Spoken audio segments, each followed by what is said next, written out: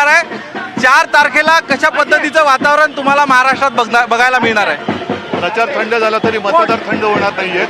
मतदार मोदी सरकार घालून भारत सरकार, इंडिया आघाडीचं सरकार आणल्याशिवाय राहणार नाही. तर दुसरीकडे आपण जर बघितलं तर आपण ज्या आता लोकसभा मतदारसंघात प्रचार करतायत, याच लोकसभा मतदारसंघात आपले निकटवर्तीय रवींद्र वायकर हे देखील अमोल कीर्तीकर यांच्या विरोधात उभे आहेत. काही दिवसांपूर्वी त्यांनी खंत व्यक्त केली होती मातोश्रीपासून दुरावण्याची. युद्धाच्या वेळेला जो सोबत असतो तो निकटवर्ती असतो आणि युद्धासाठी जो समोर उभा ठाकतो तो गद्दार असतो. त्याच्यामुळे त्यांचं आमचं आता नातं तुटलंय आणि हा मतदारसंघ हा कट्टर कडवट शिवसेनेचा मतदारसंघ आहे आणि यावेळेला अमोल कीर्तीकरना तो मशाल निशाणीवरती.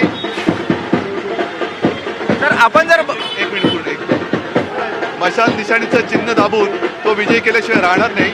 आणि ही लढाई जी आहे ती एक हिंमतवाला आणि एक घाबरट, एक गद्दार आणि एक निष्ठावंत यांच्यामध्ये ही लढाई आहे. तर आपण जर बघितलं तर भाजपाला महाराष्ट्रामध्ये ठाकरेशिवाय निवडणूक लढता येणार नाही. म्हणूनच राज ठाकरेंना जवळ घेतलं ठाकरे नावासाठी फक्त. तो त्यांचा प्रश्न आहे, पण त्यांनी ज्यांना जवळ घेतले त्याच्यामुळे जे उत्तर भारतीय आहेत आणि जैन आहेत त्यांना ते काय उत्तर देणार हा विचार आणि या प्रश्नाचं उत्तर मोदी आणि फडणवीसांनी द्यावं. तर आपण जर बघितलं तर आज तुमच्या माध्यमातून बोटाला शाई लावण्याचा आरोप केला गेलाय. नेमकं कुठल्या ठिकाणी असे प्रकार घडताना बघायला मिळतील? त्याच्याबद्दल तक्रार केले, पण एक महत्त्वाचा मुद्दा जो मी मांडला आहे की येत्या काही काळात मोदी सरकार येत नाही आहे सुदैवाने, पण अन्यथा मोदी RSS वरती बंदी आणण्याची शक्यता आहे आणि ती शक्यता त्यांच्या अध्यक्ष नड्डा यांनी बोलून दाखवले की आता आम्हाला RSSची गरज नाही. तर एक शेवटचा प्रश्न विचारतोय.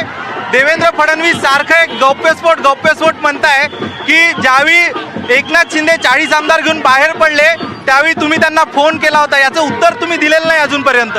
दिलेलं उत्तर बघा इतर चॅनलवरती दिलंय. तर आपण बघतोय या ठिकाणी उद्धव ठाकरे यांच्या माध्यमातून स्पष्ट केलं जात आहे की आता महायुतीचा विजय या ठिकाणी शक्य नाही. महाविकास आघाडीला भरघोस मतांनी लोक निवडून देतील. कॅमेरा पर्सन संतोष पालवणकर, अक्षय कुडकेलवार, NDTV मराठी, मुंबई.